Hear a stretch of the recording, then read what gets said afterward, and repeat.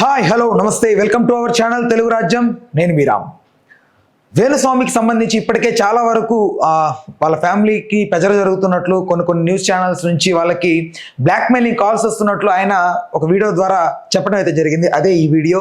ఒకసారి ఈ వీడియో అయితే ప్లే చేసే ప్రయత్నం అయితే చేస్తాను. ఈ వీడియోలో చాలా వరకు మనం వినకూడని కొంతమంది ప్రముఖుల పేర్లు దీంట్లో ఉన్నాయి. దాంతోపాటుగా వేణుస్వామి ఆత్మహత్య యత్నం చేసుకోబోయే అవకాశం కూడా ముందు ఉంది అని అయితే వీళ్ళు చెప్పబోతున్నారు. బికాజ్ వీళ్ళకి మెంటల్ ప్రెషర్ ఉందంట. దాంతోపాటుగా వీళ్ళు స్ట్రెస్కి గురై ఇప్పటి వరకు జరుగుతున్న వీళ్ళ మీద ఉన్నటువంటి ట్రోల్స్ వల్ల చాలా వరకు ఇబ్బందులు పాలవుతున్నారంట. వీళ్ళు మూకుమ్మడిగా వీళ్ళిద్దరూ కలిసి ఒకటేసారిగా ఆత్మహత్య యత్నం ప్రయత్నం అయితే చేయాలని అయితే నిర్ణయించుకున్నట్లు వీళ్ళు ఈ వీడియోలో చెప్పారు. అలా అంతటి దారుణానికి ఎందుకు వీళ్ళు అంటే అంత దూరం ఎందుకు వెళ్లాల్సి వచ్చింది, ఎలాంటి పరిణామాలు వాళ్ళు ఎదుర్కొన్నారు, వీటికి సంబంధించిన పూర్తి వీడియో ఇది. దీంట్లో ఒకసారి మనం పూర్తి విశ్లేషణ అయితే చేసే ప్రయత్నం అయితే చేద్దాం. ఒకసారి ప్లే చేస్తాను, వినండి క్లియర్ కట్ గా. నన్ను జర్నలిస్టు మూర్తి గారు 2017లో మహా టీవీలో ఉన్నప్పుడు నా మీద దాడి చేయడం ప్రారంభించినారు. నన్ను మాక్సిమం నాశనం చేయడానికి తీవ్రమైనటువంటి ప్రయత్నాలు చేసినారు. అప్పుడు నేను వాళ్ళు అడిగినటువంటి డబ్బులు నేను ఇవ్వకపోవడం వల్ల చాలా రోజుల తర్వాత గత 8 నెలల నుండి తిరిగి నా మీద జర్నలిస్టు మూర్తి గారి ఆధ్వర్యంలో వాళ్ళ టీం ఆధ్వర్యంలో దాడులు ప్రారంభించడం జరిగింది. డబ్బులు ఇచ్చి నాకు వ్యతిరేకంగా జ్యోతిష్యులను అలాగే కొంతమంది క్లయింట్ల రూపంలో ఉండే వ్యక్తులను తీసుకొచ్చి నా గురించి టీవీలో డిబేట్లు పెట్టి నా గురించి చెడు ప్రచారం చేయడానికి తీవ్రమైనటువంటి ప్రయత్నాలను జర్నలిస్ట్ మూర్తి గారు చేస్తా ఉన్నారు. సో ఎంతో మంది కష్టాల బాధలను తొలగించిన నాకు చివరికి నేనే ఒక ఆత్మహత్య చేసుకునేటువంటి మానసికమైన స్థైర్యాన్ని కోల్పోయిన స్థితికి నేను వెళ్ళడం జరిగింది. సో చాలా చాలా చాలా చాలా గత 8 నెలల నుండి సుమారు 15 కేజీల బరువు తగ్గిపోవడం జరిగింది. సో ఇదంతటికి కారణం ఒక వీడియోని మీకు చూపిద్దాం అనుకుంటున్నా. ఆడియో వినాలని కోరుకుంటున్నాను. నువ్వు నాకు మెసేజ్ చేశాక నేను మళ్ళీ మెసేజ్ చేశాను, like you want me to wait అది ఇది అని చెప్తే లేదు ఇక్కడ ఇంకా వెయిట్ అయ్యేలా ఉంది, ఇది అలా సింపుల్ గా కూర్చొని మాట్లాడుకునే మ్యాటర్ కాదు కదా, మళ్ళీ అందులో ఇంకా ఎందుకు రిస్క్ ఫోన్ లో మాట్లాడడం అన్నట్టు నేనైతే మెసేజ్ పాస్ చేశాను అన్నమాట. ఏమన్నాడంటే 5 లక్షల, సరిగ్గా విన్నావా, 50 లక్షల, 5 లక్షల, 5 కోట్ల, 5 అన్న ఫిగర్ ఒకటే, నువ్వు ఒకటే చెప్తున్నావు అంటే నేనన్నా నేను కూడా షాక్ తిన్నాను. 5 అని అన్నా, గుర్తుందా నీకు? 5 అని చెప్పేసి నువ్వంటున్నావు సిఆర్ అని, నేనంత ఎక్స్పెక్ట్ చేయలేదు. 5 సిఆర్ అని నేను బయటకు రాగానే ఏమన్నాను, అంత అయితే అఫోర్డ్ చేయలేదు అని చెప్పానా? అలా ఒకటి చెప్పనా, ఈ సోషల్ మీడియా ఈ పోస్టుల కోసం ఆ కోసం ఆయన లైఫ్ స్టైల్ ఏదో బయట పెట్టుకుంటాడు, కానీ అయినది ఇంటర్నల్ గా లైఫ్ స్టైల్ ఏదో నాకు తెలుసు. ఇప్పుడు ఆయన ఎంత బ్రాండెడ్ వాడు, ఎంత షో ఆఫ్ చేసుకున్నా కూడా లోపల లైఫ్ ఏంటిదన్నా నాకు తెలుసు కదా. 5 కోట్లు ఎక్కడి నుండి తెచ్చిస్తాను నేను అన్నాను అప్పుడే. నాకు తెలిసి ఇది వర్కౌట్ కాకపోవచ్చు అని చెప్పి అది మాట్లాడారు. మన ఇంట్లో ఆయన నుండి మనం ఎలాంటి ఇన్ఫర్మేషన్ వెళ్ళలేదు కాబట్టి నేనేమంటున్నానంటే, ఆయన అందులో ఉన్నారు కదా, అబ్బా నాకు ఆయన పేరేది ఉన్నది రావట్లేదు, చల్లేరు రాజేష సారీ. సో ఆయనకి ఈ మెసేజ్ పాస్ చేయలేమా మనము? అంటే అది వాళ్ళ చిన్న అన్న గారు కొంచెం సీరియస్ ఉన్నారంట, తనతో ఇంకా ప్రశాంతంగా మాట్లాడలేదు. ఏంటంటే ఓకే కానీ మనము ఇది తెలియకుండా అది గెలికేసి ఇప్పుడు వదిలేసామంటే వాళ్ళు చాలా ప్రెస్టీజియస్ తీసుకుంటారు. అది ఇంకా గట్టిగా ఇది అవుతారు. ఇలా టైం వేస్ట్ చేసి నన్ను ఇచ్చేసి వచ్చి కూర్చొని వేరే కొట్టకుండా ఇచ్చేసి ఇప్పుడు మేము చేయలేము, ఏం చేసుకుంటూ చేసుకోవడం అన్నట్టుగా మాట్లాడుతున్నారు. అందుకే అంటున్నా, మళ్ళీ మనం అది హెల్ప్ చేయక దాన్ని ఎరకాటలో పెట్టలే కదా. నేనేమంటానంటే, ఇప్పుడు సార్ వాళ్ళంతా ఇదిగాదంట, వాళ్ళకంత ఇది లేదంట. 5 కోట్లు అయితే అఫోర్డ్ చేయలేదు. మాట చెప్పడానికి ఎలా అది అంటది. వాళ్ళంతా అడుగుతారు, వాళ్ళ ఎక్స్పెక్టేషన్ అది. నువ్వు చేయగలిగినంత నువ్వు చెప్తే నాకు అర్థం కాని పాయింట్ ఏంటంటే, అయిపోతుంది. ఆ కంఫర్ట్ జోన్ ఏంటి అని చెప్తే అయిపోతుంది. ఇప్పుడు ఆయన 5 కోట్లు అన్నట్లు అన్నారు. ఒక మాట నేను చెప్పనా, ఇప్పుడు అక్కడ ఆయన ఇచ్చిన ఏమంటారు 5 కోట్లు అనే ఫిగర్ ఆయన ఇచ్చాడు. ఇప్పుడు వేణుస్వామి కూడా నన్ను నమ్మాలి కదా, 5 కోట్లు ఏ లెక్కలో అడిగారు అసలు అన్నట్టు. అంటే నేను నీకు మనలో మన మాట, నేను నీకు యాజ్ ఫ్రెండ్ గా నేను నీకు చెప్తున్నాను. రేపు ఆయన కూడా నన్ను 5 కోట్లు దేనికోసం డిమాండ్ చేశారు అని అడిగితే నాకు ఎక్స్ప్లెనేషన్ లేదు ఇక్కడ. నీకు అర్థమైందా నా పాయింట్? ఆయన నా మాటని నమ్ముతాడా అనే క్వశ్చన్ మార్క్ లో నేను ఉన్నాను. ఆ ఫిగర్ వినగానే చూసావు, నా మైండ్ అంతా బ్లాక్ అయిపోయింది బయట రాగానే. సో ఇప్పుడు దీన్ని మనం ఏం చేద్దాము?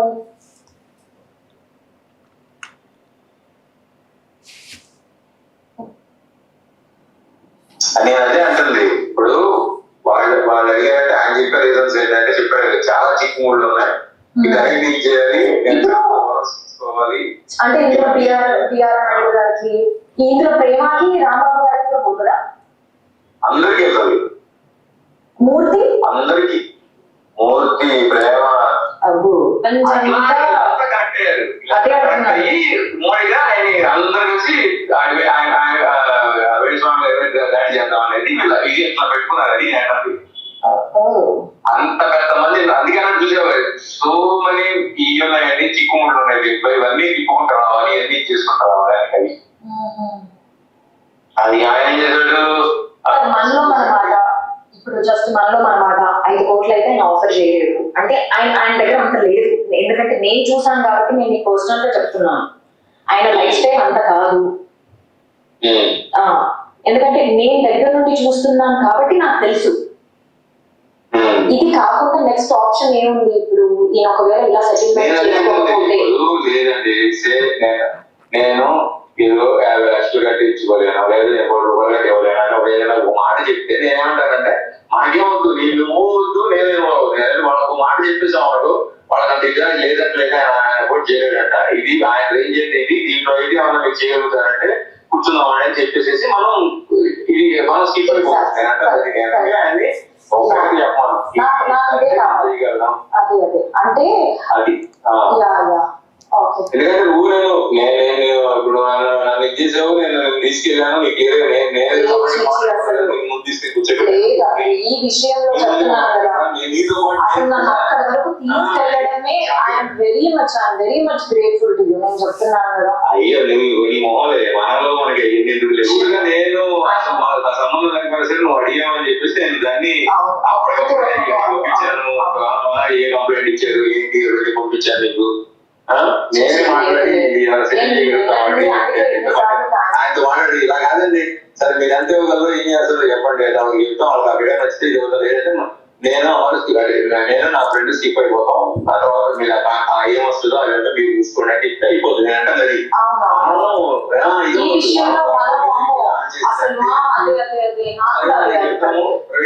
ప్రవీణ్ గారు చూసుకుంటాడు ఏమంటే ఆయన కోటి గంట ఇవ్వాలని అంటాడు, 1 కోటి రూపాయలు గంట ఇవ్వాలని అంటాడు, ఇవన్నీ పరిస్థితి వాళ్ళు సార్ రమా వచ్చినట్టు ఏదో ఒకటి చేశారు. రమా ఇదే అంటే కూర్చుంటారు, లేదంటే పొద్దునే చాలా మందికి ఇచ్చుకోవాలి, చేసుకోవాలి, వర్కౌట్ కాదు అంటే లైక్ తీసుకుంటారు. అది నేను అంటారు. ఇందులో మూర్తి కూడా తీసుకుంటాడంటావా పక్క?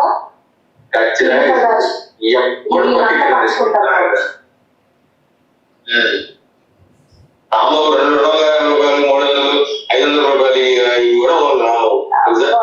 మళ్ళీ ఇలాంటి వాళ్ళకి ఇంత పెద్ద పెద్ద అమౌంట్ చాలా ఎక్కువ కదా మరి.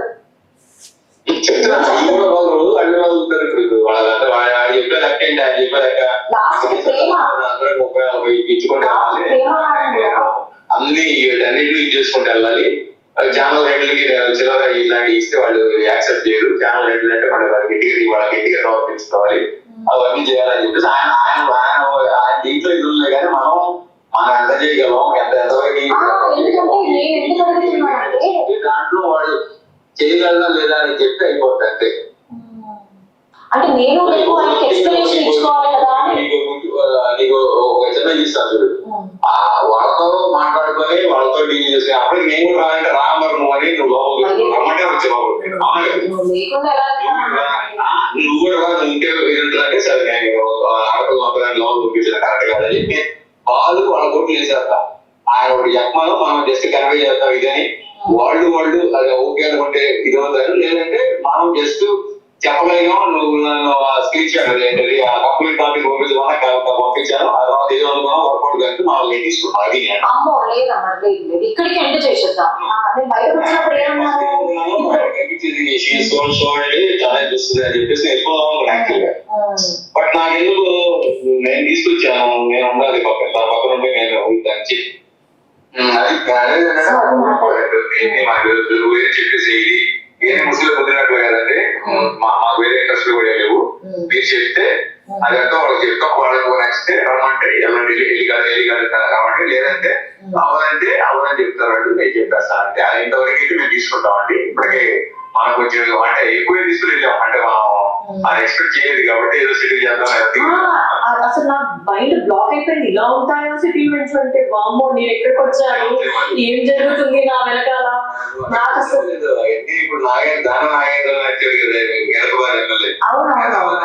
ఇప్పుడు చెరువులో ఏదో ఈగెట్టాడు అని చెప్పేసి ఇప్పుడు ఈ హైడ్రా అని చెప్పి నడుస్తుంది. ఇప్పుడు రంగనాథ్ అని చెప్పేసి కమిషనర్ అక్రమ కట్టడాలు మొత్తం కూర్చున్నాడు అనమాట వీటిలో కట్టి అని. దాంట్లో అది పెద్ద ఇష్యూ అది. ఇప్పుడు అదే సెటిల్మెంట్ అవుతుంది ఇప్పుడు. ఎస్సా నోనా లేదంటే స్టిల్ వెయిట్ చేద్దాం ఇంకా ఏదైనా మాట్లాడాలని ఉంది అన్నట్టు మెసేజ్ చాలా నాకు. రైట్. సో ఇప్పటి వరకు విన్న ఈ కాన్వర్జేషన్ ఎవరి గురించి మాట్లాడుతున్నారో అయితే మీకైతే క్లియర్ కట్గా అర్థమైంది. బట్ ఇక్కడ మెయిన్గా ఈ రికార్డులో కొన్ని మాత్రం నిజమే అన్నట్లుగా అనిపిస్తున్నాయి. కొన్ని మాత్రం ఇవి అబద్ధమయ్యి ఉండే ఛాన్స్ కూడా ఉంది. ఇది ఒక కావాలని ఒక స్క్రిప్టెడ్ కాల్ రికార్డింగ్ కూడా అయ్యి ఉండే అవకాశం ఉంది.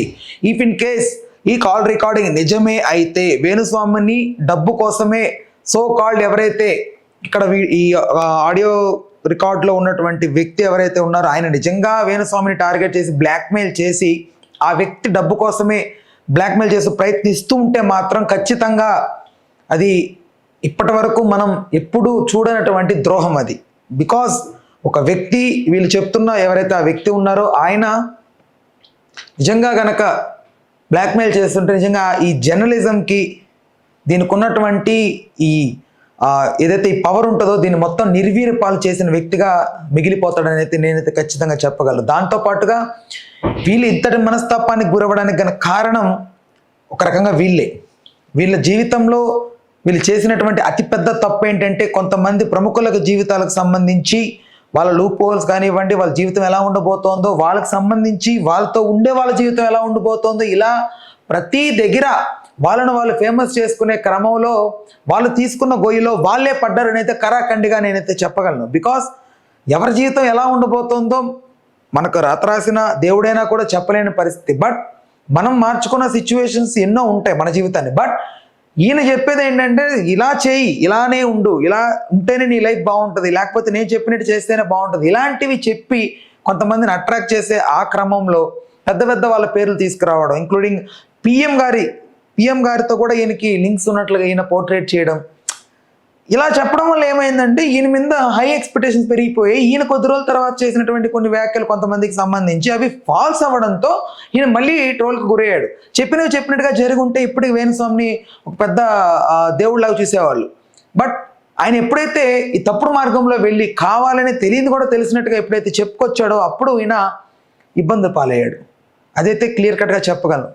అండ్ ఇఫ్ ఇన్ కేస్ వాళ్ళని నిజంగా గనక ఎవరైనా ఇబ్బంది పెడుతూ ఉంటే, వాళ్ళని డబ్బు కోసం వేధిస్తూ ఉంటే దయచేసి అర్థం చేసుకోవాల్సింది ఏంటంటే అంత అధిక మొత్తంలో ఒకరి దగ్గర నుంచి త్రూ బ్లాక్మెయిల్ ద్వారా వాళ్ళని ఇబ్బంది పెడుతూ తీసుకోవాలనుకోవడం అది మహాపాపం. దయచేసి ఎప్పుడు కూడా ఇలాంటి ఆలోచనలకు ఎప్పుడు గురి కాకూడదు. అండ్ మనల్ని మనం కంట్రోల్ చేసుకోగలగాలి. ఊరికే డబ్బు వస్తుంది కదా అని ఎవరినైనా బ్లాక్మెయిల్ చేసి ఈజీగా సంపాదించి ఈజీగా ఉండే అది ఎప్పటికీ నిలబడదు. అండ్ వాళ్ళ గోస్ట్ కూడా ఖచ్చితంగా తగులుతుంది. సో దయచేసి ఇక్కడ మీరు వరకు వెళ్ళి ఉంటే ఈ ఆడియో రికార్డర్ ఈ వీడియో దయచేసి ఇక మీదటైనా ఎవరైతే ఈ కాల్ రికార్డులు ఉన్నో సో కాల్డ్ ఎవరైతే ఆ టీం అని దీంట్లో కనపడుతూ ఉందో ఈ టీం ఖచ్చితంగా ఎవరైతే మీకు అప్పచెప్పారో టాస్క్ వాళ్ళకి హెచ్చరించే ప్రయత్నం అయితే చేయండి. దీని ఇక్కడతో ఆపేయండి. ఆడియోలో మాట్లాడింది జర్నలిస్ట్ అమర్ గారు. అతను తెలియని వాళ్ళు ఎవరు లేరు. వీరు సీనియర్ జర్నలిస్ట్ అమర్ కాదండి, ఇతను జూనియర్. మూర్తి గారి అనుచరుడు. ఇతను టీవీ5, మహా టీవీ అన్నింటిలోనూ పనిచేశాడు. ఇప్పుడు ఎక్కడ చేస్తున్నాడు తెలియదు, ఛానల్లో ఉన్నాడు, జర్నలిస్ట్ అనమాట.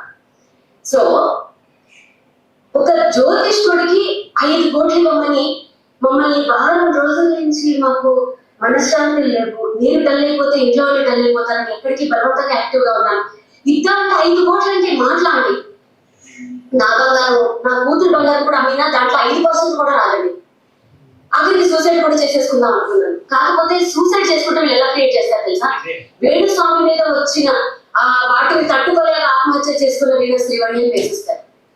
నా చావు అలా వృధంగా పోకూడదు. ఈ వీడియో, ఈ ఆడియో బయటకు లీక్ అయిన తర్వాత మాకు ఎలాగో థ్రెట్ ఉంటుంది, వాళ్ళు మమ్మల్ని ఎలాగో చంపేస్తారు. ఆ చంపేసేదేదో వీళ్ళు ఇలాంటి వాళ్ళు. ఒక్క నిమిషం ఉంటే అయిపోయింది గోపి, ఒక్క నిమిషం ఉంటే అయిపోయింది. ఒక్క నిమిషం లాస్ట్కి వచ్చింది. ఓకే అని బయట పెట్టి ఇంకెవరు మా వల్ల ఒక ఇద్దరైనా సరే ఈ బ్లాక్ మెయిల్స్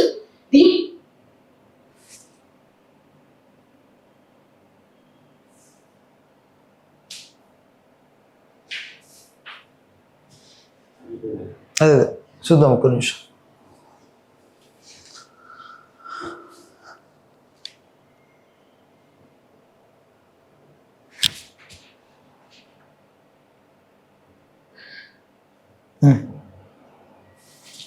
వాళ్ళు మమ్మల్ని ఎలాగో చంపేస్తారు. ఆ చంపేసేదేదో వీళ్ళు ఇలాంటి వాళ్ళు అని బయట పెట్టి ఇంకెవరు మా వల్ల ఒక ఇద్దరైనా సరే ఈ బ్లాక్ మెయిల్స్ దీంట్లో ఇండైరెక్ట్ మర్డర్ అండి. ఇండైరెక్ట్ మర్డర్ తెలుసా? 5 కోట్లు కట్టలేక పరువు కోసం చచ్చిపోతే ఎవరండి బాధ్యులు? ఎవరు బాధ్యులు? దీంట్లో నాకు విచిత్రమైన విషయం ఏంటంటే, ప్రేమ గారు అంత డీసెంట్ జర్నలిస్ట్, ఒక ఆడపిల్ల అమ్మగారు చెప్తున్నాడు చూడండి, దాంట్లో ప్రేమ కూడా వాటా ఉంది. రాంబాబు గారు, టీవీ రాంబాబు గారు ప్రతిరోజు నాకు మెసేజ్ పెట్టాడు, ఆయన కూడా వాటా ఉంది, ఇంకెవరైనా వాటాలు ఉన్నాయి అని చెప్తుంటే నా ఫ్యూజులు ఎగిరిపోయానండి. పెట్టుకోండి, ఇంకేమన్నా పెట్టుకోండి, మేము ఇంకా ఏమి చెయ్యలేము. ఇది మా మరణ వాంగ్మూలం అనుకోండి, ఏమన్నా అనుకోండి. వీళ్ళు మానసికంగా కూడా వీళ్ళకి ఎన్ని ఫేక్ అకౌంట్లు ఉన్నాయో తెలియదు. కానీ నేను మన జర్నలిస్ట్ మీద పెట్టిన వీడియో కింద ఎన్ని ఫేక్ మెసేజ్ లో ఒక 100 వాళ్ళు ఫేక్ పెడితే ఒరిజినల్ వాళ్ళైనా కొంచెం అవుతుంది కదండి, వాళ్ళు కూడా పెడతారు. మెసేజ్ కూడా నన్ను హింసించేశారు. అసలు నేను ఎప్పుడు నా మ్యూజిక్ వరల్డ్ వచ్చి బయటికి రావడం ఎప్పుడైనా చూసారా? ఎందుకు వచ్చారో అడుగుతున్నారు. ఇప్పుడు ఆడియో అర్థమైందా? మా దగ్గర ఇంకా చాలా సాక్ష్యాలు ఉన్నాయి. మా మనిషి కిలారి రాజేష్ అనే వ్యక్తి జూబ్లీహిల్స్ క్లబ్ లో పెట్టిన మీటింగ్ అది. మా దగ్గర ఇంకా సాక్ష్యాలు ఉన్నాయి. ఆయన సెక్రటరీ జూబ్లీహిల్స్ క్లబ్ కి అక్కడ పెట్టిన మీటింగ్, అక్కడికి వెళ్ళింది నా పర్సన్. ఇంకా మా దగ్గర చాలా సాక్ష్యాలు ఉన్నాయి. అప్పటి వరకు మమ్మల్ని భక్తరిస్తే మేము ఇంకా బయట పెడతాం. ఈ వీడియో చూసిన తర్వాత మాకు జర్నలిస్టే సపోర్ట్ చేస్తారా, బ్రాహ్మణ సంఘాలే సపోర్ట్ చేస్తాయా, చదువుకున్న వాళ్ళు సపోర్ట్ చేస్తారా, పోలీసులు సపోర్ట్ చేస్తారా, లాయర్లు సపోర్ట్ చేస్తారా? మీరు దీన్ని సుమోటగా తీసుకొని, ఒక ఆడపిల్ల అనుకోండి, ఒక ఫ్యామిలీని అనుకోండి, ఇలాంటి 5 కోట్ల జ్యోతిష్యం చెప్పినందుకు 5 కోట్లు మీరు డిమాండ్ చేసి బ్లాక్మెయిల్ చేస్తున్నారంటే మీరు మిగిలిన వాళ్ళ దగ్గర ఎంత చేస్తున్నారు? ఎంతమంది చంపేస్తున్నారు మీరు? మేము చచ్చిపోయినా పర్వాలేదు, ఈ కేసుని ఎవరైనా సుమోటగా తీసుకుని మమ్మల్ని కాపాడితే మేము నెక్స్ట్ వీక్ కూడా బయటపెడతాం. లేదంటే ఇదేమో ఆఖరి వీడియో అనుకున్నాం. ఓం నమో వెంకటేశాయ.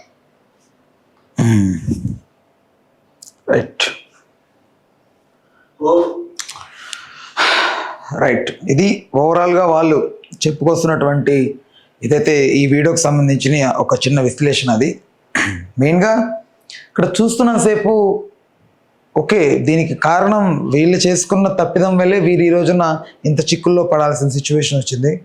అట్ ద సేమ్ టైం ఇంకొకటి ఏంటంటే, ఇలా చెప్పచ్చో లేదో తెలియదు కానీ, బట్ నిజంగా ఒక వ్యక్తిని మీరు ఇబ్బంది పెడుతుంటే మాత్రం, పెట్టట్లేదు, పెట్టి ఉండరు, ఇప్పటికీ నేను ఇది నమ్మాలంటే నాకు ఎక్కడో ఒక చిన్న డౌట్ అయితే కొడుతుంది. బట్ ఎక్కడో ఇది నిజమయ్యే అవకాశం కూడా ఉన్నట్లుగా ఉంది. ఒక డైలమాలో అయితే ఉన్నాం.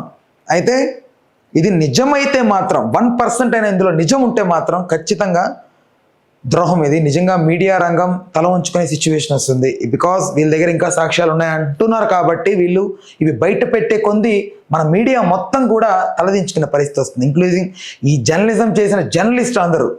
ఎందుకంటే మొన్న ఈయన ఏదో తప్పు చేశారని జర్నలిస్ట్ సంఘాలన్నీ వెళ్ళి జాతకం చెప్పారని వెళ్ళి కంప్లైంట్ ఇచ్చారు కదా.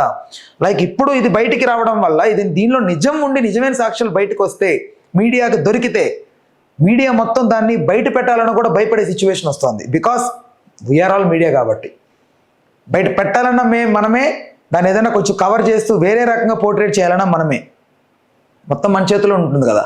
బట్ మనం చేసిన తప్పు మనమే అసహ్యంగా బయట పెట్టుకునే దుర్భరమైన సిచ్యువేషన్ మనకు వస్తే మాత్రం ఖచ్చితంగా అందరూ తలదించుకునే పరిస్థితి అయితే వస్తుంది. రాకూడదని అయితే ఖచ్చితంగా కోరుకుంటున్నాను.